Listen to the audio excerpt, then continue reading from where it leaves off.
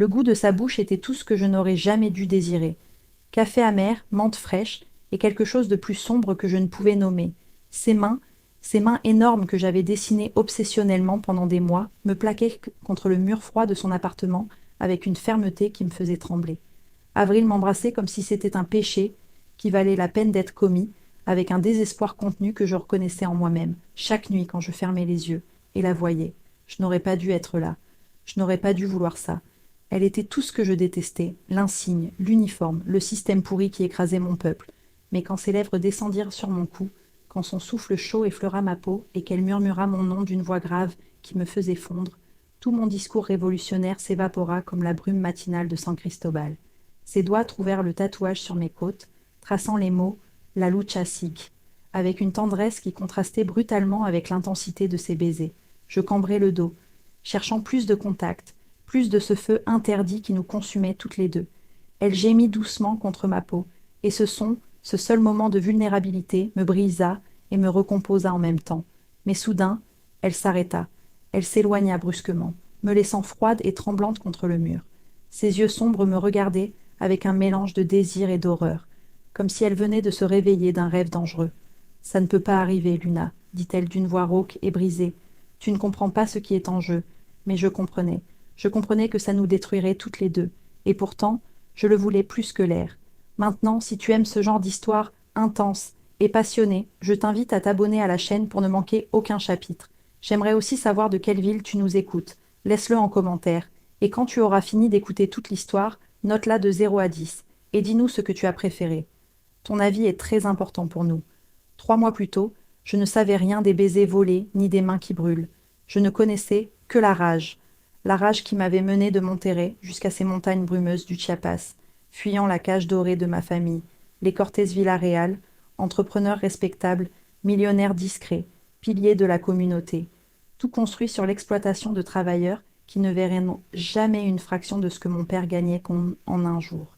J'avais grandi entre cours de piano, école privée et dîners silencieux où personne ne mentionnait d'où venait vraiment l'argent.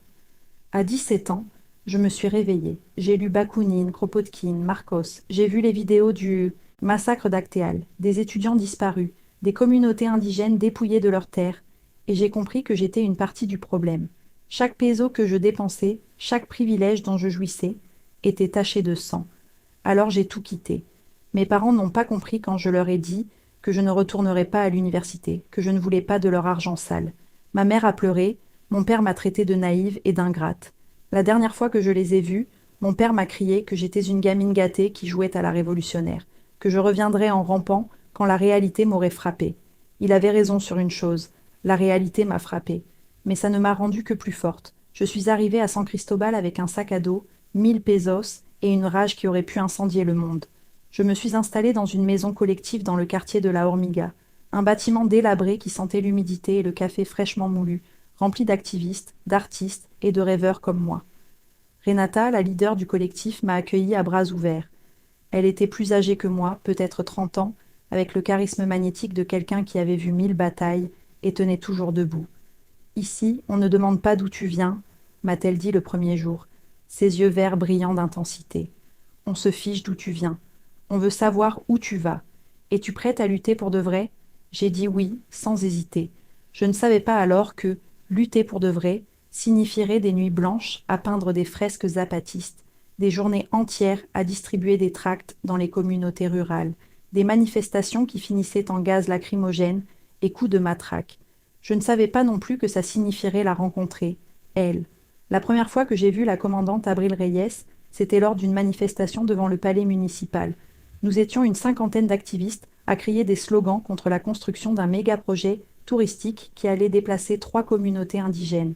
J'étais au premier rang, la voix rauque à force de hurler, mon paliacate rouge couvrant mon nez et ma bouche contre le gaz poivré qui commençait déjà à se répandre dans l'air. Les forces anti-émeutes formaient une ligne, leurs boucliers noirs luisant sous le soleil chiapanèque, comme des scarabées menaçants.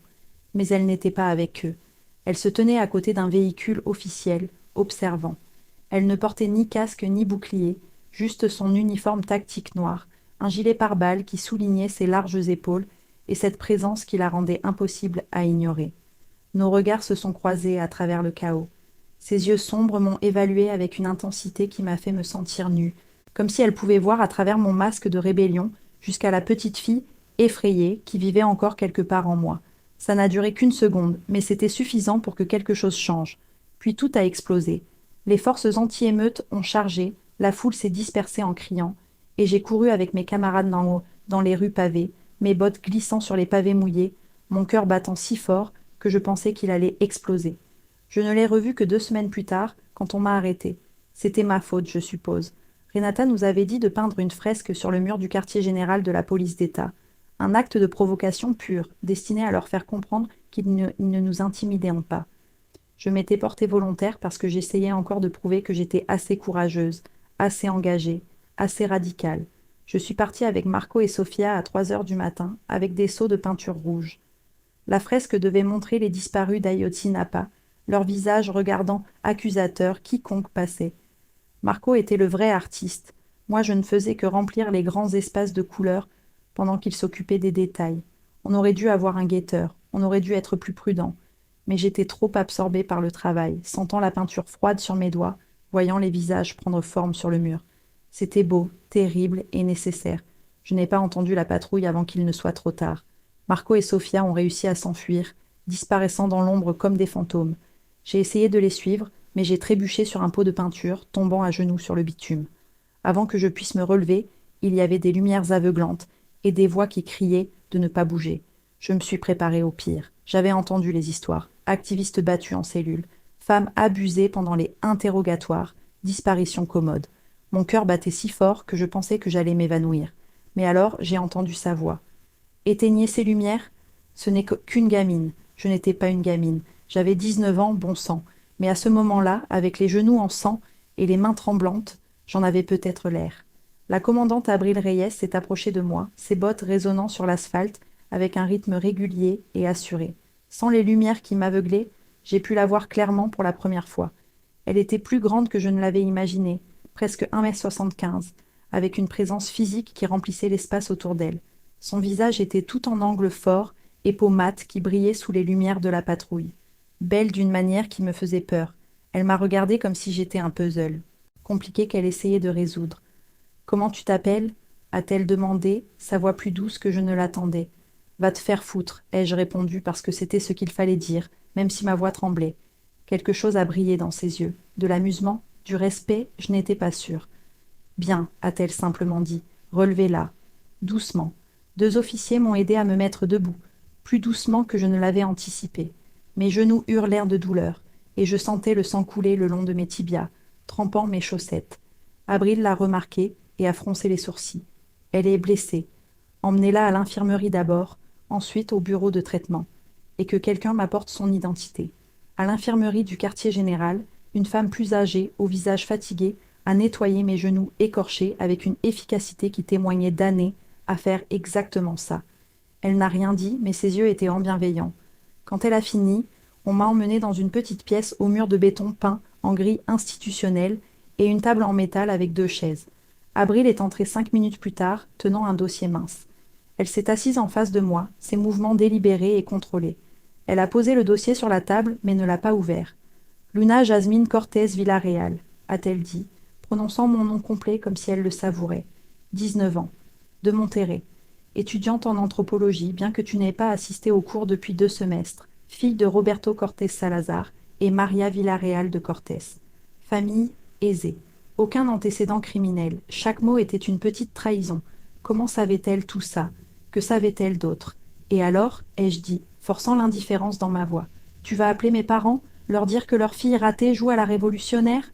Abril m'a regardé longuement, ses yeux sombres indéchiffrables. Non, a-t-elle finalement dit. Je vais te demander ce qu'une fille intelligente comme toi fait à peindre des murs à 3 heures du matin, en risquant des charges criminelles qui pourraient ruiner son avenir. Je ne suis pas une gamine, ai-je rétorqué, et je n'ai pas d'avenir dans ton système pourri. Mon système, a-t-elle répété, et quelque chose d'amer a traversé son visage. Tu penses que c'est moi qui ai inventé ce système, Luna? Tu penses que je me lève le matin heureuse d'en faire partie? Son ton m'a surprise. J'attendais des menaces, de l'intimidation, le discours classique de la loi et de l'ordre. Pas ça, cette note de fatigue profonde, presque de défaite. Alors démissionne, ai-je dit, même si ça sonnait plus comme une question qu'une exigence. Elle a souri, mais il n'y avait pas de joie, là-dedans. Si c'était si, simple. Sais-tu ce qui arrive quand les gens bien démissionnent? Les places de ceux se remplissent avec les pires. Au moins, tant que je suis là, je peux faire une différence. Une différence? Ai-je ri amèrement. Comme arrêter des activistes inoffensifs qui peignent des fresques. Comme m'assurer que des activistes inoffensifs ne finissent pas dans des cellules où mes collègues moins scrupuleux pourraient leur faire du mal pour de vrai. Ça m'a fait taire. Je l'ai regardé, vraiment regardé, et pour la première fois j'ai vu les lignes de tension autour de ses yeux, la façon dont ses épaules portaient un poids invisible. Qu'est-ce qui va m'arriver? Ai-je demandé, détestant à quel point ma voix sonnait petite. Abril a fermé le dossier sans l'avoir jamais ouvert. Tu vas signer une déclaration disant que tu étais seul, que tes camarades n'ont rien à voir avec ça. Ensuite tu rentres chez toi avec un avertissement. Et Luna, a-t-elle ajouté en se penchant en avant, sa voix descendant à quelque chose de presque intime, tu vas faire plus attention. Parce que la prochaine fois que tu seras arrêté, ce ne sera peut-être pas moi qui serai aux commandes. Tu comprends? J'ai hoché la tête, n'ayant pas confiance en ma voix. Quand on m'a libéré 1 heure plus tard, le soleil commençait à peine à se lever sur les montagnes, peignant le ciel en rose et orange. Je suis rentré au collectif dans un état de confusion totale, essayant de comprendre ce qui venait de se passer. Renata m'attendait à la porte, fumant une cigarette. Qu'est-ce qu'ils t'ont fait? A-t-elle demandé, ses yeux scannant mon corps à la recherche de blessures. Rien, ai-je dit. Ils m'ont laissé partir avec un avertissement. Elle a froncé les sourcils, méfiante.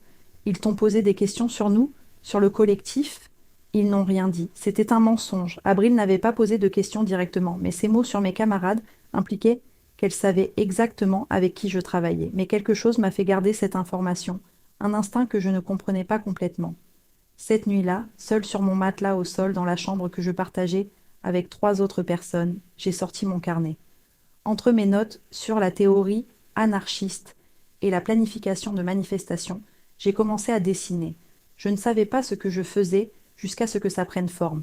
La ligne de sa mâchoire, la courbe de ses épaules, l'intensité de ses yeux. J'ai dessiné ses mains énormes qui pouvaient me briser ou me protéger. Je n'étais pas sûre de laquelle des deux. J'ai dessiné la cicatrice que j'avais entrevue sur son cou, me demandant d'où elle venait. J'ai dessiné jusqu'à ce que mes doigts me fassent mal et que l'aube commence à filtrer par la fenêtre. Et dans le coin inférieur de la page, j'ai écrit quelque chose que je n'osais pas dire à voix haute. Je veux qu'elle me détruise, ou qu'elle me sauve, je ne sais pas laquelle. Les mois suivants ont été un exercice de torture auto-imposée. À chaque manifestation, chaque action directe, chaque moment dans la rue, je la cherchais des yeux. Et toujours, toujours, je la trouvais. La commandante Reyes semblait être partout où j'étais, comme si elle était mon ombre personnelle ou mon ange gardien le plus improbable. Au début, j'ai cru que c'était de la paranoïa. Puis j'ai commencé à remarquer les schémas. Quand nous organisions un blocus sur la Panamericana, c'était son unité qui répondait, pas les forces anti-émeutes brutales qu'on envoyait habituellement. Quand nous manifestions devant le consulat américain pour protester contre les politiques migratoires, elle était là, observant de loin, avec ses yeux qui semblaient trop voir. Quand un groupe de paramilitaires a essayé de nous intimider lors d'une assemblée communautaire à Actéal, elle est apparue dans son véhicule officiel juste à temps, sa présence suffisante pour les faire fuir. Renata l'a remarqué aussi. Cette commandante est obsédée par toi, m'a-t-elle dit un après-midi pendant que nous préparions des banderoles dans la cour du collectif. C'est bizarre, dangereux. Elle n'est pas obsédée, ai-je menti, même si mon cœur battait plus vite. Elle fait juste son travail. Son travail, c'est de nous réprimer, pas de te protéger comme si tu étais son animal de compagnie personnel. Les mots m'ont blessé plus qu'ils n'auraient dû. Était-ce ce qu'Abril pensait de moi, une bête de compagnie, une gamine perdue qui avait besoin d'être sauvée d'elle-même? Mais ensuite, il y a eu la nuit du Café Révolution. Le Café Révolution était notre refuge, un petit espace aux murs couverts d'affiches zapatistes et de photos en noir et blanc de martyrs révolutionnaires. Le propriétaire, Don Esteban, était un vieux militant qui nous laissait utiliser l'endroit pour des réunions en échange d'achats de café et de ne pas causer trop de problèmes. Cette nuit-là, nous célébrions, nous avions réussi à bloquer, au moins temporairement, la construction du méga-projet touristique grâce à un recours juridique que Marco, qui étudiait le droit, avait aidé à préparer. J'en étais à mon 3e mezcal, me sentant plus détendue que je ne l'avais été depuis des mois. Sophia avait apporté sa guitare et nous chantions des chansons révolutionnaires faux, nos voix se mêlant à la fumée de tabac et à l'arôme du café. Pendant un moment, je pouvais oublier la tension constante, la paranoïa, les dessins cachés dans mon carnet qui devenaient de plus en plus détaillée, de plus en plus obsessionnelle chaque nuit. Puis elle est entrée. Abril ne portait pas d'uniforme.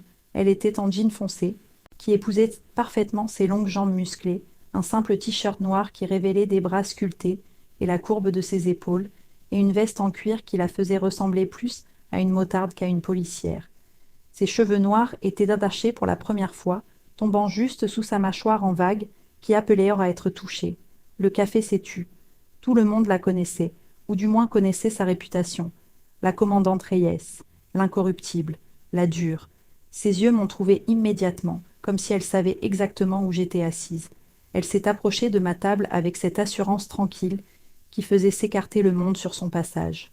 Luna, a-t-elle dit, mon nom sonnant différemment dans sa bouche, sans le contexte des salles d'interrogatoire et des avertissements officiels. J'ai besoin de te parler. Dehors. Renata s'est levée brusquement, sa chaise raclant le sol. Elle n'a pas à aller où que ce soit avec toi. Tu n'es pas en service. Tu n'as aucune autorité ici. Abril l'a regardée avec une expression qui aurait pu geler l'enfer. Je ne suis pas là en tant que commandante. Je suis là en tant que quelqu'un qui essaie d'empêcher cette gamine de commettre la plus grosse erreur de sa vie. Je ne suis pas une gamine, ai-je dit automatiquement, même si les mots sont sortis moins assurés que je ne l'aurais voulu. Le mescal rendait ma langue lourde. Alors arrête d'agir comme telle, a répondu Abril, mais il y avait quelque chose dans son ton, une douceur sous la dureté, qui m'a fait me lever sans réfléchir. Ça va, ai-je dit à Renata, je vais juste écouter ce qu'elle a à dire. Luna, non. Ça va, ai-je répété, plus fermement cette fois. J'ai suivi Abril hors du café. La nuit était froide, typique de San Cristobal en novembre, et la brume enveloppait les rues comme un manteau gris. Nous avons marché en silence jusqu'à être assez loin du café pour que personne ne nous entende. Abril s'est arrêtée sous un réverbère, la lumière jaunâtre faisant briller sa peau mate comme du cuivre. Elle a passé une main dans ses cheveux, un geste de frustration qui la rendait plus humaine, moins la figure d'autorité impénétrable qu'elle projetait habituellement.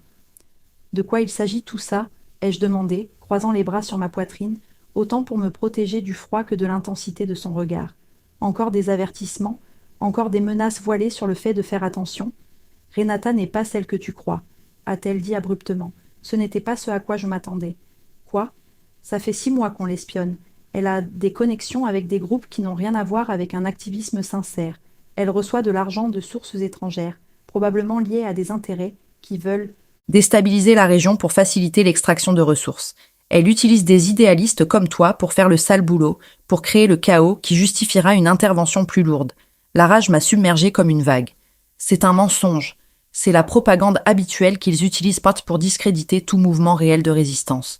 Oh, les activistes sont manipulés par des forces étrangères. C'est la plus vieille histoire du livre. Luna, j'ai des preuves. Je me fous de tes preuves. Ai-je crié, ma voix résonnant dans la rue vide. Tu sais ce que je crois? Je crois que tu essaies de semer le doute parce que tu ne peux pas nous contrôler autrement. Je crois que ça te fait peur que des jeunes comme nous refusions d'accepter ton système pourri. Alors tu inventes des conspirations pour qu'on se batte entre nous. Abril a fait un pas vers moi, et soudain, elle était trop près. Je pouvais voir les lignes de fatigue autour de ses yeux, la tension dans sa mâchoire, la façon dont ses mains se fermaient et s'ouvraient sur ses côtés comme si elle luttait contre l'envie de me toucher. « Je n'essaie pas de t'effrayer », a-t-elle dit, sa voix plus basse, plus intime. « J'essaie de te protéger. Je n'ai pas besoin de ta protection. Je ne t'ai pas demandé de t'immiscer dans ma vie, de me suivre partout comme une sorte de garde du corps non sollicité. Pourquoi? Pourquoi moi? Il y a des dizaines d'activistes dans cette ville. Pourquoi es-tu si obsédé par moi? Le mot « obsédé » est resté suspendu entre nous, chargé de sens. Les yeux d'Abril se sont assombris, et pendant un instant j'ai vu quelque chose de brut et de nu dans son expression avant que le masque professionnel ne revienne. Parce que tu es différente, a-t-elle fini par dire. Parce que quand je te regarde, je vois quelqu'un qui croit vraiment en quelque chose, qui n'est pas là pour l'ego ou la violence, mais parce que ton cœur est brisé par l'injustice du monde. Et parce que... Elle s'est arrêtée brusquement, comme si les mots étaient trop dangereux à prononcer. Parce que quoi? Ai-je insisté, mon cœur battant si fort que j'étais sûre qu'elle pouvait l'entendre. Parce que tu me rappelles moi, a-t-elle dit doucement, avant que le système ne m'use jusqu'à me transformer en ça. Quelque chose dans ma poitrine s'est serré douloureusement. Sous la lumière faible du réverbère, Abril ne ressemblait pas à la commandante redoutable, la dure. Elle avait l'air fatiguée, elle avait l'air seule. Tu n'es pas ce que le système a fait de toi, ai-je dit, les mots sortant avant que je puisse les retenir. Tu peux encore choisir d'être quelqu'un d'autre. Elle a ri, un son amer. Et je devrais choisir quoi, Luna? D'être activiste comme toi? Vivre dans la pauvreté, sans pouvoir aider ma famille, sans moyens. Réel de changer les choses, au moins de là où je suis, je peux faire une différence. Quelle différence?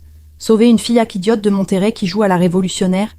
Tu n'es pas idiote, a dit Abril avec une intensité qui m'a surprise.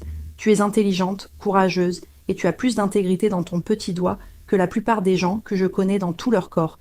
Mais ça ne change pas le fait que tu es en danger réel. Renata prépare quelque chose de gros, quelque chose qui va blesser ou tuer des gens, et je sais qu'elle t'utilisera comme pion parce que tu es assez idéaliste pour dire oui. Tu ne me connais pas, ai-je dit, mais les mots sonnaient creux même à mes propres oreilles. Je te connais mieux que tu ne le crois.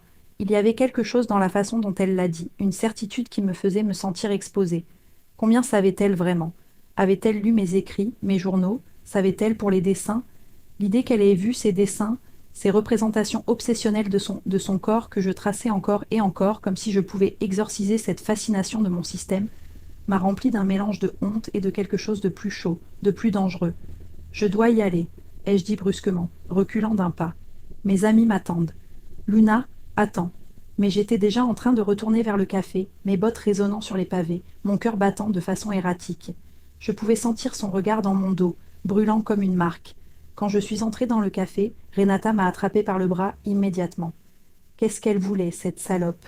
Me prévenir à ton sujet, ai-je dit avant de pouvoir m'en empêcher. L'étreinte de Renata s'est resserrée, ses ongles s'enfonçant dans ma peau à travers mon sweat. Et tu l'as cru? Non, ai-je menti. Je lui ai dit d'aller se faire foutre. Renata m'a lâchée, satisfaite, mais ses yeux verts m'ont étudiée avec une nouvelle intensité qui m'a mise mal à l'aise. Pour la première fois, je me suis demandé si Abril avait raison. Connaissais-je vraiment cette femme? Ou est-ce que je voulais juste croire en elle parce que j'avais besoin de croire que quelqu'un savait quoi faire, qu'il y avait un plan, que ma rage avait une direction et un but? Cette nuit-là, je n'ai pas pu dormir. Je suis restée éveillée à fixer le plafond fissuré, écoutant les ronflements de mes colocataires, repassant la conversation avec Abril encore et encore, la façon dont elle m'avait regardée, la vulnérabilité dans sa voix quand elle avait dit que je lui rappelais elle-même. J'ai sorti mon carnet et j'ai recommencé à dessiner. Cette fois, pas seulement ses traits physiques, mais le moment sous le réverbère, la façon dont la lumière avait caressé son visage, la tension dans ses épaules. J'ai dessiné ses mains qui semblaient capables de violence, mais qui ne m'avaient jamais touché qu'avec une prudence soigneuse. Dans la marge, j'ai écrit « Et si elle avait raison? Et si tout ce en quoi je crois était un mensonge? Et pourquoi est-ce que je me soucie plus de ce qu'elle pense que de ce que pensent mes propres camarades ?» Je n'avais pas de réponse. Seulement cette sensation croissante que j'étais au bord de quelque chose qui allait tout changer, et qu'une fois le prochain pas fait, il n'y aurait pas de retour en arrière. 2 jours plus tard, Renata a convoqué une réunion spéciale du collectif. Elle a dit que le moment était venu d'une action directe significative, quelque chose qui attirerait vraiment l'attention sur notre cause. Son enthousiasme était contagieux, et tout le monde dans la pièce était électrisé d'anticipation.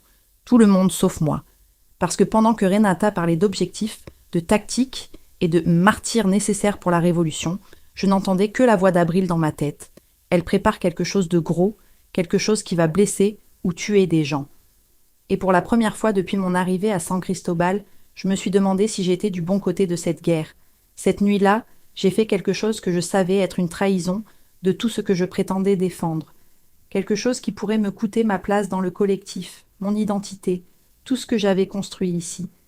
J'ai trouvé le numéro de la commandancia en ligne. J'ai appelé avec des mains tremblantes. Commandancia estatale, en quoi puis-je vous aider? J'ai besoin de parler à la commandante Abril Reyes, ai-je dit, ma voix à peine un murmure. Dites-lui que c'est Luna, dites-lui qu'elle avait raison. Si cette histoire te plaît et que tu veux savoir ce qui se passe ensuite, n'oublie pas de liker et de t'abonner à la chaîne. Ton soutien signifie tout pour nous. Abril est venu me chercher dans sa voiture personnelle, pas l'officielle.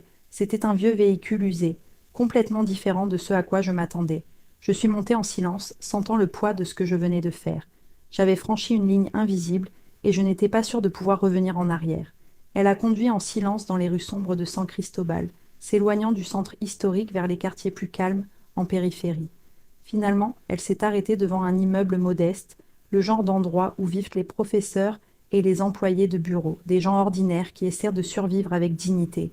« Où sommes-nous » ai-je demandé, ma voix sonnant étrange dans le silence de la voiture. « Chez moi » a-t-elle répondu simplement. « On ne peut pas parler à la commandancia. Il y a trop d'oreilles, et pas toutes. Sont fiables. Ça aurait dû me faire peur, être seule avec elle sur son territoire personnel. Mais le plus étrange, c'est que je me sentais plus en sécurité que je ne l'avais été depuis des semaines. Son appartement était petit et spartiate, mur blanc, sans décoration, sauf une photo encadrée d'une femme âgée au visage bienveillant, sa mère, je suppose. Un canapé gris usé, une petite table avec 2 chaises, une étagère remplie de livres qui m'ont surprise, Garcia Marquez, Rulfo, mais aussi des traités sur la réforme policière, la justice restaurative, les droits humains. Une minuscule cuisine qui sentait le café et les épices. Tout était impeccablement propre, rangé avec une précision militaire. Assieds-toi, a-t-elle dit en désignant le canapé. Café. J'ai hoché la tête, l'observant pendant qu'elle se déplaçait dans la cuisine avec une efficacité pratiquée. Sans l'uniforme, sans le contexte de son autorité, elle semblait différente, plus réelle. Les lignes de tension dans son dos étaient invisibles à travers son t-shirt, et j'ai remarqué pour la première fois combien de poids elle portait sur ses larges épaules. Elle m'a apporté le café dans une tasse en céramique simple et s'est assise sur la chaise en face de moi, gardant délibérément ses distances d'eux. Raconte-moi ce qui t'a fait appeler, a-t-elle dit doucement. Et je l'ai fait. Je lui ai parlé de la réunion, de l'enthousiasme fiévreux de Renata, des mots martyrs nécessaires qui m'avaient glacé le sang. Je lui ai parlé de mes doutes croissants, de la façon dont à chaque fois que je questionnais quelque chose, Renata avait une manière de me faire sentir que c'était moi la traîtresse, la lâche, celle qui n'était pas assez engagée. Abril a écouté sans m'interrompre, ses yeux sombres fixés sur mon visage, avec une intensité qui me faisait me sentir vue d'une manière que je n'avais jamais connue, pas avec jugement, mais avec quelque chose de plus profond, de la compréhension peut-être, ou pire, de l'empathie. Quand j'ai fini, elle s'est penchée en avant, coude sur les genoux. Luna, il faut que je te montre quelque chose. Mais avant, tu dois comprendre que ce que je vais te montrer pourrait me coûter ma carrière, peut-être ma vie. Alors j'ai besoin de savoir, est-ce que je peux te faire confiance? La question m'a frappée comme un coup de poing. Voilà cette femme, cette représentante du système que je prétendais haïr, qui me demandait si elle pouvait me faire confiance, alors que j'avais passé des mois à la dessiner de façon obsessionnelle, que j'avais menti à mes amis sur nos rencontres, que chaque fibre de mon être vibrait d'une chose que je ne pouvais nommer, chaque fois que j'étais près d'elle. Oui, ai-je dit, et je le pensais plus que juste pour garder ses secrets. Abril s'est levée et est allée dans sa chambre. Elle est revenue avec une boîte métallique, le genre de coffre-fort portable qu'on utilise pour les documents importants. Elle l'a ouverte avec une clé qu'elle portait sur une chaîne autour de son cou, cachée sous son t-shirt. À l'intérieur, il y avait des dossiers, des clés USB, des photographies. Elle a posé un dossier devant moi. Il y a 2 ans, a-t-elle commencé, sa voix tendue. J'ai participé à une opération dans une communauté autonome près d'Okosingo. On nous a dit que c'était un refuge pour narcotrafiquants, qu'on reprenait un territoire contrôlé par le crime organisé. On y est allé en force. 50 officiers, armement lourd, soutien de l'armée. J'ai ouvert le dossier. Les premières photos m'ont coupé le souffle. Des corps, tant de corps. Hommes, femmes et enfants. Mon Dieu, les enfants. Ce n'étaient pas des narcos, a continué Abril, sa voix se brisant légèrement. C'étaient des familles, des paysans indigènes qui voulaient juste vivre selon leurs propres règles. Quelqu'un au gouvernement a décidé que c'était une menace, quelqu'un qui avait des intérêts dans les terres qu'ils occupaient. J'ai continué à regarder les photos, les mains tremblantes. Une petite fille, pas plus de 6 ans, tenant encore sa poupée de chiffon dans ses bras. Un vieil homme au visage figé dans une expression de terreur. Une jeune mère qui avait essayé de protéger son bébé avec son propre corps. 16 morts, a dit Abril, dont 5 enfants. Le gouvernement l'a présenté comme un affrontement avec des éléments criminels. On nous a forcés à signer des déclarations falsifiées. Le commandant en charge, le commandant de Salgado, mon supérieur actuel, nous a menacés. Tu signes ou tu disparais. Simple.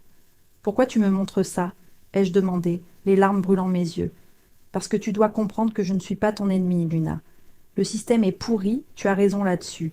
Mais nous ne sommes pas tous des monstres à l'intérieur. Certains d'entre nous essaient juste de survivre assez longtemps pour faire quelque chose de réel, quelque chose qui compte. J'ai fermé le dossier parce que je ne pouvais plus regarder. Pourquoi tu n'as pas exposé ça, si tu as les preuves? Parce que le moment doit être le bon. Si je le fais maintenant, c'est moi seul qui tombe. On me fait disparaître, on détruit les preuves, et rien ne change. Mais si j'attends, si je construis un dossier plus large, si je trouve des alliés aux bons endroits, gouvernement fédéral, Organisation internationale des droits humains, alors peut-être que je pourrais faire assez de dégâts pour que ça compte vraiment. Elle m'a regardée avec une intensité qui m'a transpercée. Et c'est là que tu interviens. Renata et ton collectif enquêtant exactement sur ce massacre pour un Documentaire. Mais Luna, elle ne veut pas de justice réelle. Elle veut utiliser ces images, cette douleur, pour alimenter plus de violence. Elle prépare une attaque, je ne sais pas exactement quoi, mais mes sources disent que ce sera lors de la prochaine commémoration du massacre d'Actel, quelque chose qui provoquera des représailles massives du gouvernement, qui justifiera une intervention militaire plus lourde, qui entraînera plus de morts. Je ne peux pas croire que Renata... Pourquoi tu la défends a demandé Abril, la frustration perçant dans sa voix. Qu'est-ce qu'elle a fait pour mériter ta loyauté aveugle? Est-ce qu'elle t'a déjà demandé quelles étaient tes limites? Est-ce qu'elle se soucie de savoir si tu vis ou meurs tant que tu sers son agenda? Les questions m'ont frappé parce que je connaissais les réponses. Renata ne m'avait jamais demandé comment je me sentais après des manifestations où je finissais battue. Elle n'avait jamais remis en question si j'étais prête pour des actions de plus en plus dangereuses. Elle supposait juste ma disponibilité, mon sacrifice, comme si c'était son droit. J'ai autre chose à te montrer, a dit Abril, et maintenant il y avait une hésitation dans sa voix que je n'avais jamais entendue auparavant. Elle a sorti un autre dossier de la boîte. Celui-ci portait mon nom. Mon cœur s'est arrêté. C'est ton dossier, a-t-elle expliqué. Je te suis depuis que tu es arrivé à San Cristobal. Ordre d'en haut. Salgado veut des informations sur les cellules activistes. Il veut des noms. Il veut des excuses pour faire de grandes rafles. Moi, j'ai retardé, perdu des rapports, veillé à ce que certaines informations ne parviennent jamais à son bureau.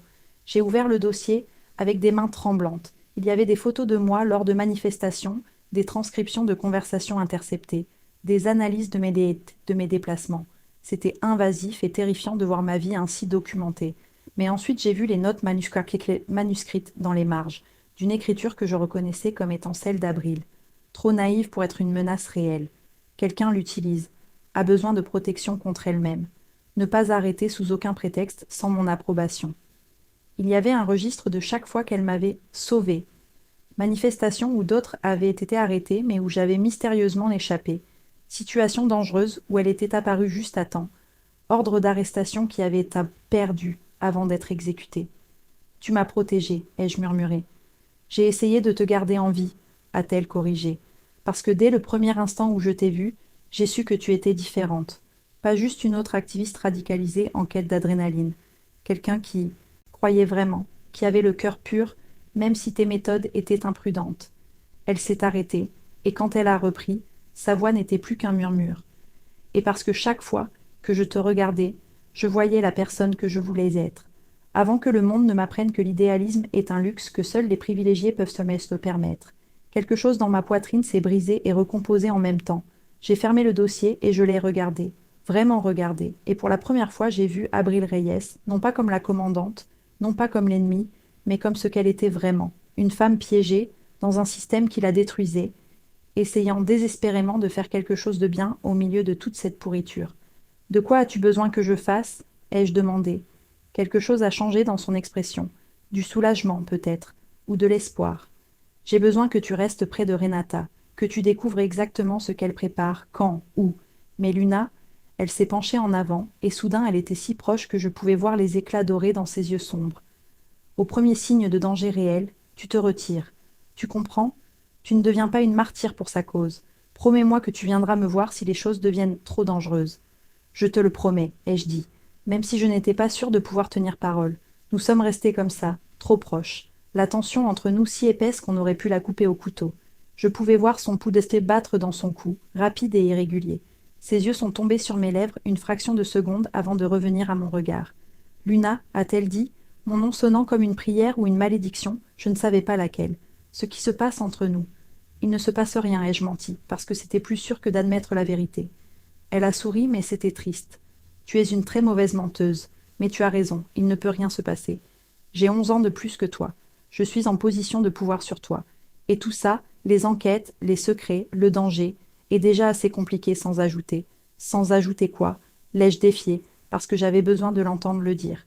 Sans ajouter le fait que je ne peux pas arrêter de penser à toi, a-t-elle admis, les mots sortant comme s'ils lui faisaient mal, que je me réveille en te cherchant dans mon lit vide, que chaque fois que je vois ton nom dans un rapport de manifestation, mon cœur s'arrête jusqu'à ce que je confirme que tu vas bien, que j'ai constamment peur qu'il t'arrive quelque chose et que je ne sois pas là pour te protéger. Ma respiration s'est bloquée dans ma gorge. C'était l'aveu le plus honesté que j'ai jamais entendu. Moi aussi je pense à toi, ai-je murmuré, tout le temps, je te dessine, obsessionnellement, des pages et des pages de toi. Tes mains, ton visage, la façon dont tu bouges. Je ne peux pas arrêter. Ses yeux se sont assombris, sa respiration devenant lourde. Luna, non. Pourquoi pas? Parce que tu es trop jeune, trop vulnérable et que j'ai trop de pouvoir sur toi. Parce que c'est la dernière chose dont tu as besoin en ce moment. Parce que je pourrais te détruire d'une manière que tu ne peux pas imaginer. Et si je voulais être détruite? Les mots sont sortis avant que je puisse les retenir, crus et honnêtes. Et si j'avais cherché tout ce temps quelque chose qui me fasse ressentir autre chose que de la rage? Et si la seule fois où je me sens vraiment vivante, c'est quand je suis près de toi? Abril a fermé les yeux, sa mâchoire crispée de tension. Tu ne sais pas ce que tu demandes. Alors apprends-moi. C'était l'invitation la plus imprudente que j'ai jamais faite. Et à la façon dont Abril m'a regardée, avec désir, peur et quelque chose de plus profond, de plus dangereux, j'ai su que nous étions sur le point de franchir une ligne dont il n'y aurait pas de retour. Mais avant que l'une de nous ne puisse bouger, son téléphone a sonné, la sonnerie coupant la tension comme un couteau. Abril a vérifié et a juré doucement. Il faut que j'y aille. Opération d'urgence. Elle m'a regardée avec une intensité qui m'a brûlée. Reste ici cette nuit, c'est plus sûr. Je reviens dans quelques heures. Abril. Reste, Luna, s'il te plaît. Et puis elle est partie, me laissant seule dans son appartement, entourée de ses secrets, de ses preuves d'atrocité, et du fantôme de tout ce qui avait failli se passer entre nous. Je suis restée éveillée toute la nuit sur le canapé d'Abril, incapable de dormir. J'ai exploré son appartement comme une intruse, touchant ses affaires avec une révérence coupable. Les livres sur son étagère révélèrent un esprit avide de justice, pas seulement des textes de police, mais de la philosophie, l'histoire des mouvements sociaux, des témoignages de victimes. Dans son frigo, seulement l'essentiel, œufs, tortillas, café, une vie spartiate, sans luxe ni consolation. Dans sa chambre, où je n'aurais pas dû entrer, mais je n'ai pas pu résister, j'ai trouvé plus d'indices sur qui était vraiment Abril Reyes. Une photo à côté de son lit, elle plus jeune, peut-être de mon âge, souriant largement à côté de la même femme âgée du salon. Sa mère, j'ai confirmé en voyant l'inscription au dos, pour mon Avril, ma fierté. Je t'aime, maman. L'écriture tremblait vers la fin, comme si elle avait été écrite par des mains faibles. Il y avait une médaille encadrée du corps de police, pour le courage dans l'exercice de ses fonctions. Mais il y avait aussi autre chose cachée dans le tiroir de sa table de nuit que j'ai ouvert avec des mains tremblantes. Un dépliant froissé d'une organisation de droits humains, avec des passages soulignés sur la justice restaurative et la réforme policière de l'intérieur. Des notes manuscrites dans les marges. Est-ce possible? Trop tard pour moi? Comment commencer? Cette femme n'était pas l'ennemi. Elle était aussi perdue que moi, seulement son labyrinthe était différent. Je suis revenue en courant dans le salon quand j'ai entendu la clé dans la serrure. Abril est entré, l'air épuisé, son uniforme taché de boue, une coupure fraîche sur la joue. Ses yeux m'ont trouvé immédiatement, et quelque chose dans son expression s'est adouci. « J'ai cru que tu serais peut-être parti, a-t-elle dit doucement. Tu m'as demandé de rester. Je n'attends jamais que les gens fassent ce que je leur demande. Elle s'est dirigée vers la salle de bain, et j'ai entendu l'eau couler. Quand elle est ressortie quelques minutes plus tard, elle avait enfilé un jogging et un vieux t-shirt, ses cheveux mouillés collés à son cou. Sans l'uniforme, sans l'armure, c'était juste Abril, humaine, belle d'une manière qui faisait mal à regarder. Que s'est-il passé? Ai-je demandé, en désignant la coupure sur sa joue. Rien d'important. Une dispute conjugale qui a dégénéré. Le mari était ivre, la femme terrorisée. Je me suis retrouvée entre eux quand il a sorti un couteau. Elle disait ça comme si c'était la routine, comme si mettre son corps entre les victimes et la violence n'était qu'un jour de plus au bureau. Laisse-moi la nettoyer, ai-je dit en me levant, avant de pouvoir y réfléchir. Abril a hésité, puis a hoché la tête. J'ai trouvé la trousse de secours dans la salle de bain, et je suis revenue avec du coton et de l'alcool. Je me suis assise à côté d'elle sur le canapé, trop près, et j'ai tourné son visage vers moi avec des doigts tremblants. La coupure n'était pas profonde, mais elle était sale. Je l'ai nettoyée avec précaution, consciente de chaque respiration qu'elle prenait, de chaque petit mouvement de son visage sous mes doigts. Abril m'observait avec une intensité qui rendait difficile de me concentrer. Ses yeux suivaient chacun de mes gestes, s'assombrissant quand mon pouce a accidentellement effleuré sa lèvre inférieure. « Voilà, ai-je murmuré, mais je n'ai pas bougé. » Luna, sa voix était rauque. « Il faut qu'on parle de ce qui s'est passé avant que je parte. »« On est obligé? Oui, parce que si on n'établit pas de limite maintenant, je vais faire quelque chose qu'on va toutes les deux regretter.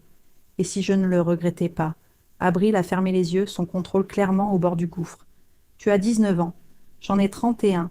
Je suis une officière de police et tu es maintenant essentiellement une informatrice. Tout ça est mal à tous les niveaux possibles. » Alors explique-moi pourquoi ça fait si bien, ai-je dit, ma main toujours sur sa joue, mon pouce traçant la ligne de sa mâchoire. Luna, s'il te plaît quoi? S'il te plaît, ne me touche pas. S'il te plaît, ne pas admettre que je te veux d'une manière qui me terrifie. S'il te plaît, faire comme si ça, quoi que ce soit, n'était pas en train d'arriver. Quelque chose en elle s'est brisé. En un mouvement rapide, sa main a attrapé mon poignet, le tenant en place.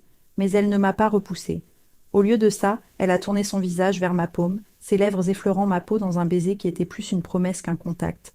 Si on fait ça, a-t-elle dit contre ma main, il n'y aura pas de retour en arrière. Tout va se compliquer. Tout va devenir encore plus dangereux. C'est déjà compliqué. C'est déjà dangereux. Abril a couvert les yeux, et ce que j'y ai vu m'a coupé le souffle. Désir brut, oui, mais aussi peur, tendresse, et quelque chose de plus profond qui n'avait pas de nom. Je ne peux pas te promettre une fin heureuse, a-t-elle dit. Je ne peux même pas te promettre qu'on survivra à ça.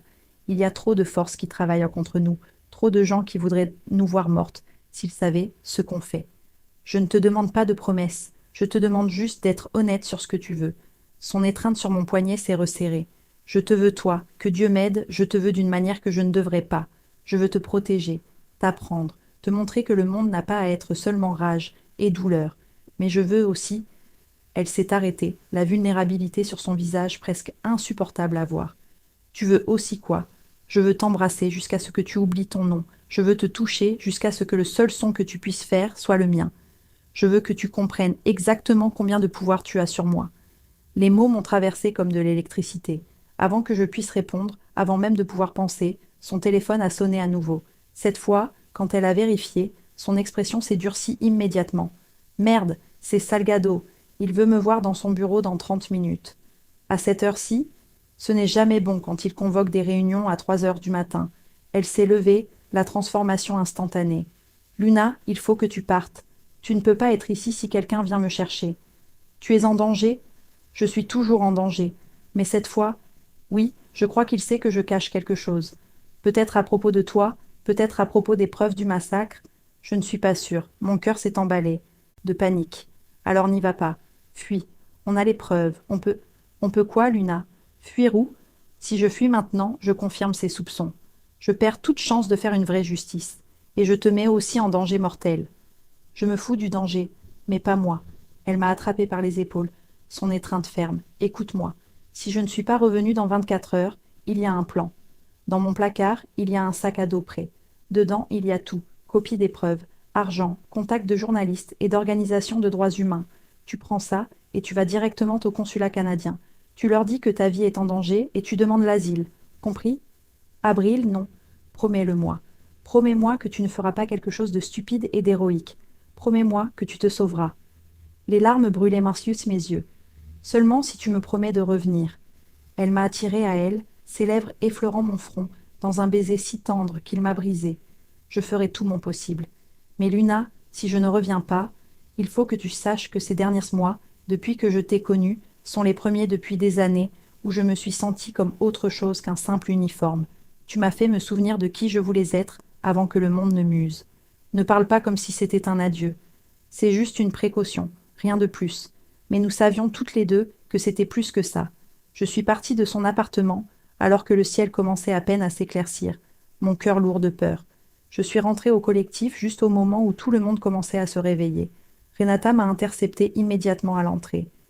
Où tu étais bordel toute la nuit? J'avais besoin d'espace. J'ai marché. Ses yeux verts m'ont scanné avec méfiance. On a une réunion dans 1 heure, quelque chose de gros se prépare. Le gouvernement déplace des troupes vers les communautés autonomes. Il va y avoir du sang, Luna. Et enfin, on va faire quelque chose qui comptera. Son enthousiasme m'a rendue malade. C'était exactement ce dont Abril avait parlé. Renata avait soif de violence, de chaos, de martyr qu'elle pourrait utiliser pour son agenda. On fait exactement quoi? Ai-je demandé prudemment. Je te le dirai à la réunion, mais j'ai besoin de savoir. Tu es avec moi? Complètement? Parce que je ne peux pas avoir de doute maintenant. C'était le moment de décider. Je pouvais dire oui, m'infiltrer complètement comme Abril en avait besoin, obtenir les informations qui pourraient sauver des vies, ou je pouvais refuser, garder mon ignorance, mais perdre toute chance d'arrêter ce que Renata préparait. Je suis avec toi, ai-je menti, les mots ayant le goût de cendre dans ma bouche. La réunion a été pire que ce que j'imaginais. Renata a révélé le plan avec un sourire qui glaçait le sang. un blocus du quartier général de la police d'État pendant la commémoration d'Actal, mais pas un blocus pacifique. Ils avaient obtenu des armes, on ne savait pas d'où, et personne ne posait la question, et ils comptaient se défendre quand la police tenterait inévitablement de les déloger. Ce sera de la légitime défense, a expliqué Renata, les yeux brillants. Mais surtout, les images de policiers tirant sur des activistes désarmés feront le tour du monde. Enfin, le monde verra le vrai visage de l'État mexicain. Sauf que les activistes ne seraient pas désarmés. Ce serait un piège, conçu pour provoquer exactement le massacre qu'elle prétendait dénoncer. Et quand la fumée se serait dissipée, il y aurait des corps, nos corps, et Renata serait en sécurité quelque part, alimentant les images aux médias internationaux. Marco semblait mal à l'aise, Sofia terrifiée, mais personne n'osait s'opposer à Renata. Son charisme, sa certitude, étaient trop puissants. Quand ai-je demandé, ma voix sonnant étrange même à mes propres oreilles. Après-demain. Assez de temps pour se préparer, pas assez pour que l'info fuite. Elle m'a regardé directement. Luna, tu seras au premier rang avec moi. Ton visage, ton histoire, privilège rejeté pour lutter pour les opprimés, c'est parfait pour le récit. J'ai eu envie de vomir. Elle m'utilisait comme son symbole, sa potentielle martyre, sans se soucier de savoir si je vivais ou mourais dans le processus. Je suis sortie de la réunion et je suis allée directement aux toilettes, où j'ai vraiment vomi. Quand je me suis lavé le visage à l'eau froide, j'ai regardé mon reflet dans le miroir fissuré. Qui étais-je? La rebelle venue passasse au Chiapas chercher la révolution? L'infiltrée qui travaillait pour la police? La fille obsédée par une femme qui représentait tout ce que je prétendais haïr? Je n'avais pas de réponse. Je savais seulement que je devais prévenir Abril, si elle était encore en vie pour être prévenue. Les 24 heures suivantes ont été les plus longues de ma vie. Chaque fois que mon téléphone vibrait, je sautais, espérant des nouvelles.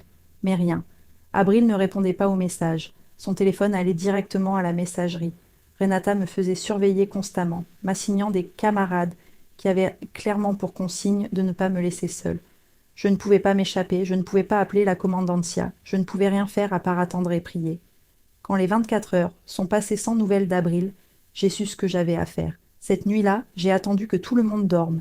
Je me suis glissée hors de la maison collective, mes bottes à la main pour ne pas faire de bruit. J'ai couru dans les rues, vite vers l'appartement d'Abril, mon cœur battant si fort que je pensais qu'il allait exploser. J'ai utilisé la clé qu'elle m'avait donnée.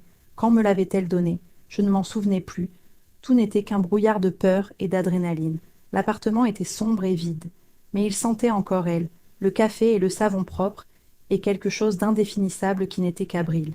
J'ai trouvé le sac à dos dans son placard, exactement là où elle avait dit qu'il serait. Dedans, il y avait tout ce qu'elle avait promis. Clé USB avec les preuves, enveloppe d'argent liquide, une liste de contacts avec numéro de téléphone et adresse. Il y avait aussi autre chose. Une lettre, dans une enveloppe avec mon nom. Mes mains tremblaient pendant que je l'ouvrais. Luna, si tu lis ceci, cela signifie que les choses ont mal tourné comme je le craignais. Je n'ai pas beaucoup de temps pour écrire ça, alors je vais être direct. D'abord, ce n'est pas ta faute. Rien de ce qui s'est passé n'est de ta faute. J'ai pris ces décisions en connaissant les risques, et je les ai acceptées parce que certaines choses valent la peine de mourir pour elles. Deuxième, les preuves sur ces clés USB sont cruciales. Il y a des copies de tout, documents du massacre, enregistrements d'ordres illégaux, preuves de corruption qui remontent jusqu'aux niveaux fédéraux. Utilise les contacts de la liste. Ils sauront quoi en faire. Troisième, quitte le Chiapas maintenant. Ne retourne pas au collectif. Renata travaille pour des intérêts bien pires que ce que nous imaginions. Pas seulement la corruption locale, mais des réseaux internationaux qui se nourrissent du chaos. Si elle découvre que tu as ces informations, elle te tuera sans hésiter. Quatrième, je suis désolée. Désolée de ne pas avoir eu plus de temps. Désolée que les choses n'aient pas pu être différentes. Désolée de ne pas avoir pu te protéger comme je l'avais promis. Mais je ne regrette pas de t'avoir connue. Tu m'as fait me sentir humaine à nouveau. Tu m'as fait croire qu'il y avait encore de l'espoir pour des gens comme nous, coincés entre deux mondes, à essayer de faire ce qui est juste sans vraiment savoir ce que juste veut dire. Vis, Luna. Vis farouchement et sans excuse. Batte-toi pour la justice, mais ne deviens la martyre d'aucune cause. Le monde a besoin de gens comme toi, des gens qui croient encore que les choses peuvent changer. Peut-être dans une autre vie, dans un monde plus juste, nous aurions eu plus de temps. Je te portais dans mon cœur. Abril. Les larmes coulaient sur mon visage pendant que je lisais et relisais la lettre. Non, je ne pouvais pas accepter ça. Je ne pouvais pas simplement prendre les preuves et fuir pendant qu'elle, mon téléphone vibra. Numéro inconnu. J'ai répondu, les mains tremblantes. Luna Cortés demanda une voix masculine que je ne connaissais pas. Qui est-ce? Lieutenant Ruiz, je travaille avec la commandante Reyes. Elle m'a demandé de vous contacter si quelque chose lui arrivait. Vous devez venir à l'hôpital général. Tout de suite. Le monde a basculé sous mes pieds. J'ai couru jusqu'à l'hôpital, comme si le diable lui-même me poursuivait. Les rues de San Cristobal ne m'avaient jamais paru aussi longues. Chaque seconde était une éternité, tandis que mon esprit imaginait les pires scénarios. Abril morte, Abril torturée, Abril disparue à jamais dans un ravin où personne ne retrouverait jamais son corps. L'hôpital général sentait le désinfectant et le désespoir. Le lieutenant Ruiz m'attendait à l'entrée, un homme plus âgé, au visage fatigué et aux yeux bienveillants, qui me rappelèrent que tous les policiers n'étaient pas des monstres. Où est-elle? Ai-je haleté, à bout de souffle d'avoir tant couru. 3e étage, soins intensifs. Mais mademoiselle Cortés, vous devez vous préparer. Je n'ai pas attendu la suite. J'ai gravi les escaliers 2 par 2, le cœur battant si fort que j'ai cru qu'il allait lâcher. J'ai trouvé sa chambre au fond du couloir. Un officier en uniforme montait la garde devant la porte et m'a regardé avec méfiance, jusqu'à ce que Ruiz arrive derrière moi et hoche la tête. Rien n'aurait pu me préparer à ce que j'ai vu. Abril était allongée dans le lit d'hôpital, si immobile que pendant un instant, terrifiant, j'ai cru qu'elle était morte.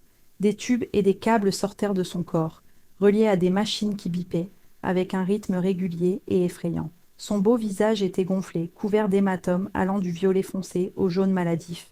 Un épais bandage enveloppait sa tête, et je voyais du sang sécher dans ses cheveux noirs. Son bras gauche était dans le plâtre, et d'autres bandages entouraient son torse.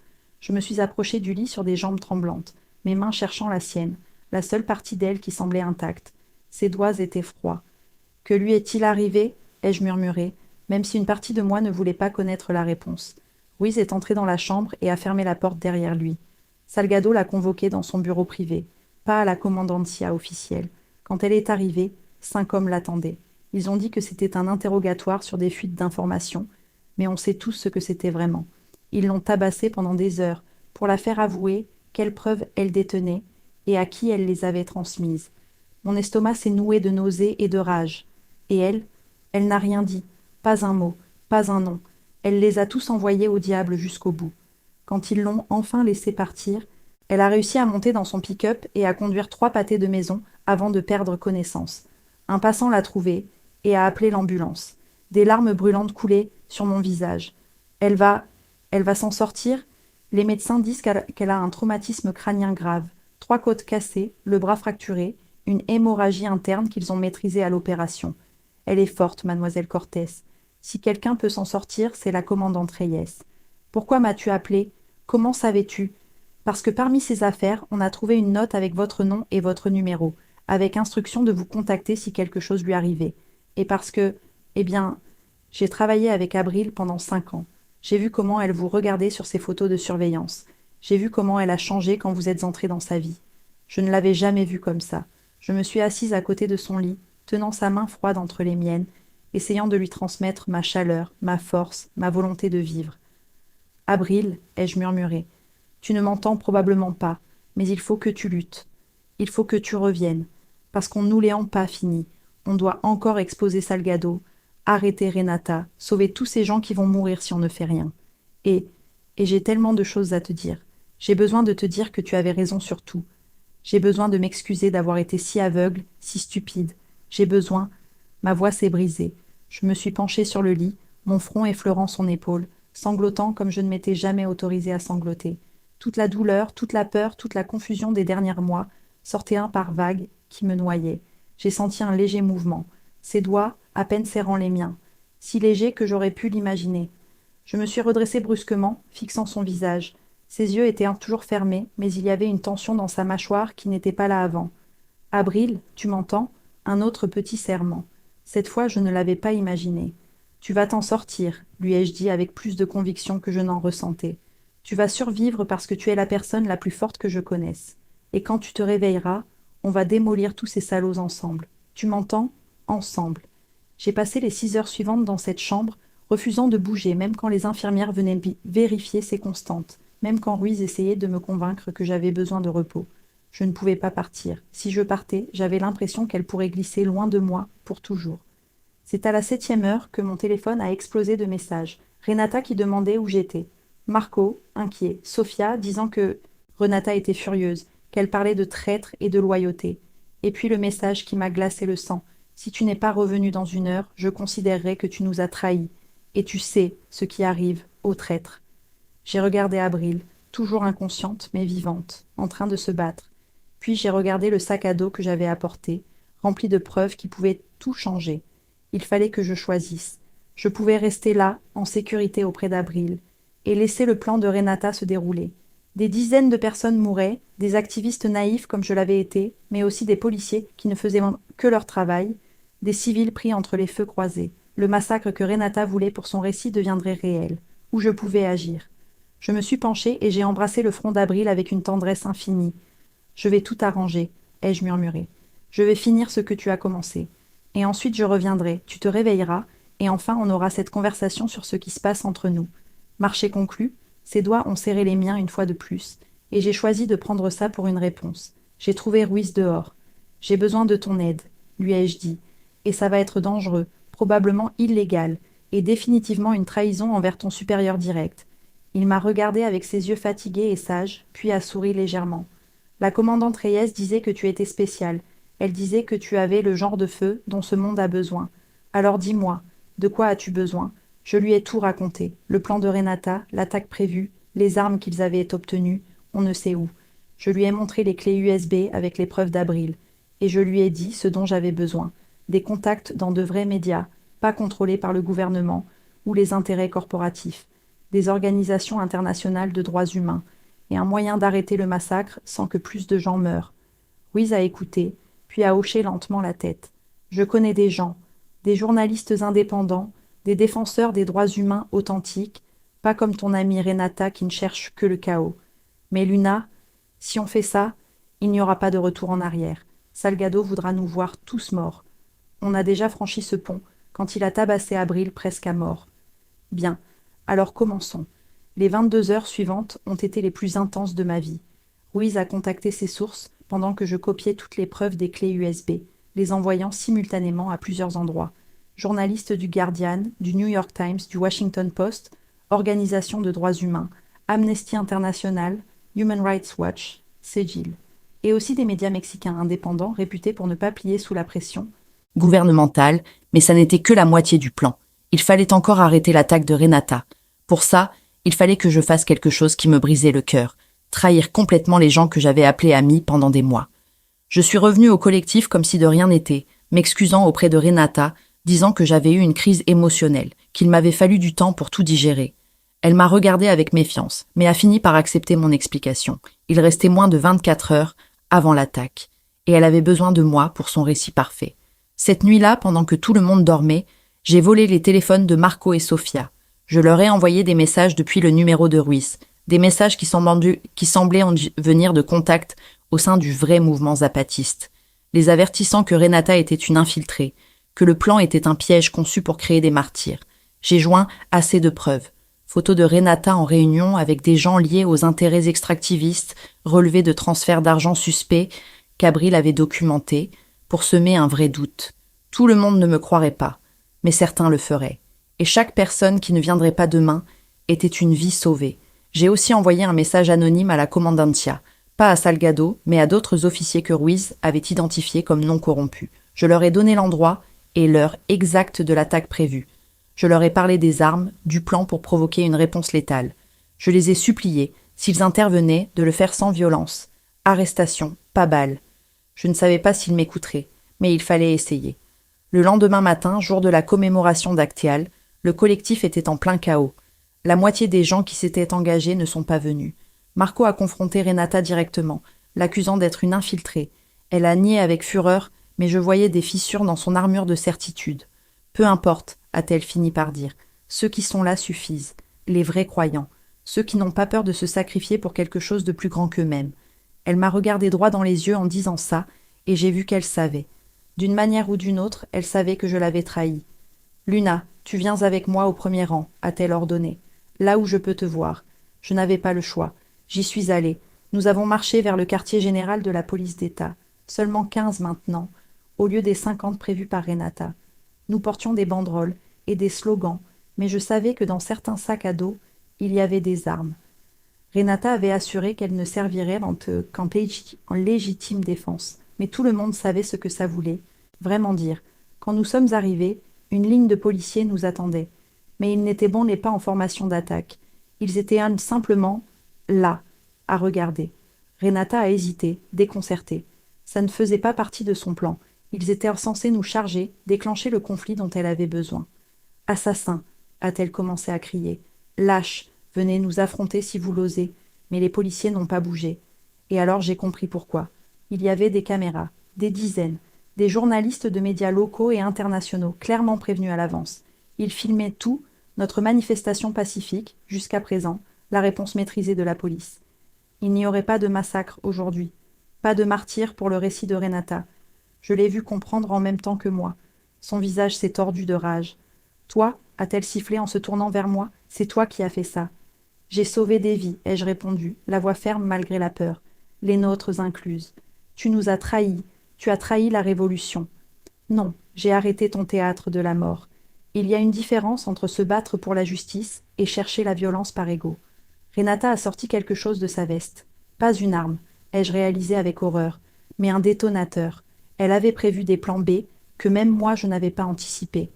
Si je ne peux pas avoir mon massacre d'une façon, a-t-elle dit d'une voix glaçante, je l'aurai d'une autre. Je n'ai pas eu le temps de réfléchir. J'ai agi. Je me suis jetée sur elle, frappant sa main au moment où elle appuyait sur le bouton. Le détonateur est tombé, roulant sur le bitume. Pendant un instant horrible, tout le monde s'est figé, attendant l'explosion. Rien ne s'est passé.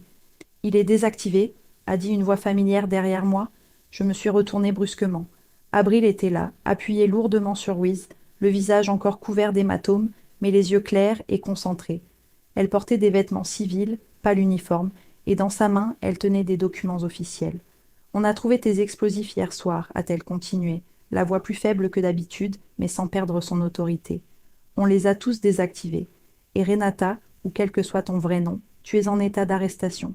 Pas pour avoir manifesté, mais pour complot en vue de commettre des meurtres, possession d'explosifs, et travail comme agente d'intérêts étrangers visant à déstabiliser la région. Tout s'est passé très vite après ça. Des officiers que je ne connaissais pas de l'équipe de Salgado, ai-je réalisé, ont arrêté Renata. Elle a hurlé des accusations, des menaces, mais personne ne l'écoutait. Les autres membres du collectif étaient sous le choc, certains pleuraient, tous perdus. Marco s'est approché de moi. C'est vrai, a-t-il demandé. Tout ce que tu nous as dit sur elle? Oui, je suis désolé que ça n'ait pas été différent. Je suis désolé qu'on ne soit pas tous ce qu'on prétendait être. Il a hoché lentement la tête, puis m'a prise dans ses bras. Tu nous as sauvé la vie. Merci. Abril m'a fait signe. Je me suis approchée d'elle, et Ruiz nous a discrètement laissés seuls. Tu ne devrais pas être debout, lui ai-je dit, la voix brisée. Tu devrais être à l'hôpital. Je me suis réveillée ce matin et tu n'étais pas là. Ruiz m'a dit ce que tu faisais. Tu crois que j'allais rester au lit pendant que tu risquais ta vie? Tu es impossible. Toi aussi. C'est pour ça que ça marche. Sa main a trouvé la mienne, entrelaçant nos doigts devant des dizaines de témoins, de caméras, de tout le monde. Elle ne cachait plus rien. Abril, je sais ce que tu vas dire, que c'est compliqué, qu'il y a la différence d'âge, de pouvoir, de tout. Et tu as raison. Mais Luna, j'ai failli mourir il y a 2 jours. Et la seule chose à laquelle je pensais pendant que ces salauds me frappaient, c'est que je ne t'avais jamais dit la vérité. Je ne t'avais jamais dit que j'étais tombée amoureuse de toi dès l'instant où je t'ai vue, couverte de peinture rouge, défiant le monde, avec des yeux qui croyaient encore que les choses pouvaient changer. Les larmes coulaient librement sur mon visage maintenant. Moi aussi je suis tombée amoureuse de toi. Je t'ai dessiné 100 fois pour essayer de comprendre pourquoi quelqu'un qui représentait tout ce que je prétendais haïr me faisait me sentir plus vivante que tout au monde. Alors voici ma proposition, a-t-elle dit en souriant malgré la douleur évidente que chaque mot lui coûtait. Dans les prochaines semaines, les prochains mois, tout va exploser. Les preuves que tu as diffusées font déjà des vagues. Salgado va être arrêté, avec des dizaines d'autres. Il y aura des enquêtes, des procès, du chaos. Toi et moi, on sera au centre de tout ça, à témoigner, à affronter des menaces. Ça ne sera ni facile, ni sûr. Je n'ai jamais cherché la facilité. Je sais, c'est pour ça que je t'aime. Alors voici la question. Quand toute la poussière sera retombée, quand enfin on pourra respirer sans regarder derrière nous, tu veux essayer? Toi et moi, sans secret, sans agenda caché, juste 2 personnes qui essaient de construire quelque chose de vrai au milieu de toute cette pourriture? Oui, ai-je dit sans hésiter. Oui à tout. Elle m'a attiré à elle avec son bras valide, m'embrassant avec une tendresse qui contrastait avec l'intensité de tout ce qu'on avait traversé. C'était un baiser qui avait le goût des promesses, des futurs possibles, de l'espoir contre toute attente. Quand nous nous sommes séparés, le monde Était toujours un désastre. Mais au moins maintenant, c'était un désastre qu'on affronterait ensemble. 3 mois ont passé. Salgado a été arrêté avec 18 autres officiers pour des crimes allant de la corruption aux disparitions forcées et au massacre qu'Abril avait documenté. L'affaire est devenue internationale exactement comme Abril l'avait prévu. La pression était trop forte pour que le gouvernement puisse l'étouffer. Renata, dont le vrai nom s'est révélé être Diane Morrison, une consultante américaine travaillant pour des intérêts miniers qui voulait déstabiliser la région pour faciliter l'extraction, a été extradée pour faire face à des charges au Mexique et aux États-Unis. Marco, Sofia et d'autres du collectif ont formé un nouveau groupe, cette fois centré sur un activisme authentique, sans la manipulation de Renata. Ils m'ont invité à les rejoindre, et je l'ai fait, mais avec des limites plus claires, les yeux plus ouverts sur la façon dont l'idéalisme peut être manipulé. Abril a quitté la police. Après tout ce qui s'était passé, elle ne pouvait plus prétendre qu'elle pouvait réformer le système de l'intérieur. Elle travaille maintenant avec des organisations de droits humains, utilisant son expérience interne pour aider dans les cas d'abus policiers. Ça paie moins, mais elle dort mieux la nuit.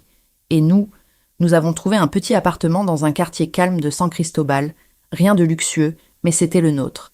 Un endroit où nous pouvions simplement être Luna et Abril, sans rôle, sans attente, sans guerre à mener tous les jours. Ce n'était pas parfait, on se disputait encore, j'étais toujours impulsive, elle toujours surprotectrice.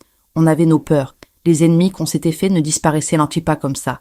On recevait des menaces, on devait regarder derrière nous. Mais on avait aussi ça, des matins à se réveiller, enlacés, du café partagé en lisant les journaux, de longues conversations sur comment changer le monde sans nous détruire au passage, des baisers volés dans la cuisine, ses mains dans mes cheveux, pendant que je dessinais. Plus seulement elle, mais des futurs possibles, des mondes meilleurs. Une nuit, allongée dans le lit après avoir fait l'amour, elle a tracé le tatouage sur mes côtes. La loucha sig. Tu y crois encore ? A-t-elle demandé doucement. Plus que jamais. Mais maintenant, je comprends que la lutte, ce n'est pas chercher la mort. C'est insister pour vivre, pour aimer, pour construire quelque chose de beau au milieu du chaos. C'est plus révolutionnaire que n'importe quel acte de violence. Elle m'a embrassée, lentement, profondément. Quand es-tu devenue si sage ? Quand j'ai failli perdre la personne que j'aime le plus. Ça a tendance à clarifier les idées. Nous sommes restées silencieuses d'un moment, écoutant les bruits de la ville dehors. Chien qui aboie, musique lointaine, la vie qui continue malgré tout. Luna a enfin dit Abril. Merci de m'avoir sauvée. Pas seulement cette nuit-là à l'hôpital, mais tous les jours d'après. Tu m'as donné des raisons de continuer à me battre quand j'étais prête à abandonner. Tu as fait la même chose pour moi. Tu m'as montré qu'on peut être forte sans être dure. Qu'on peut se battre pour la justice sans perdre son humanité. Que l'amour n'est pas une faiblesse, c'est la chose la plus courageuse qu'on puisse faire. Elle a souri, ce sourire rare et magnifique qu'elle réservait seulement pour moi. Alors continuons d'être courageuses ensemble. Ensemble, ai-je répété, scellant la promesse d'un baiser. Dehors, les montagnes du Chiapas s'élevèrent vers le ciel, enveloppées dans leur brume éternelle. Quelque part dans ces montagnes, des communautés continuaient de se battre pour leur autonomie, pour la justice, pour le droit d'exister selon leurs propres termes. La lutte continuait, comme elle le ferait toujours. Mais pour la première fois de ma vie, je comprenais que je n'avais pas à porter tout ce poids seul, que je pouvais me battre pour un monde meilleur, tout en construisant une vie qui valait la peine d'être vécue. Que l'amour, cet amour compliqué, impossible, parfait, n'était pas une distraction de la révolution. C'était tout son sens. Si tu as aimé cette histoire, n'oublie pas de liker et de t'abonner à la chaîne pour d'autres histoires comme celle-ci. Et dis-moi en commentaire, quelle note donnes-tu à cette histoire de 0 à 10 ? Qu'est-ce qui t'a le plus plu ? Ton avis est très important pour nous et nous aide à créer plus de contenu que tu aimeras. Merci de nous avoir accompagnés dans ce voyage.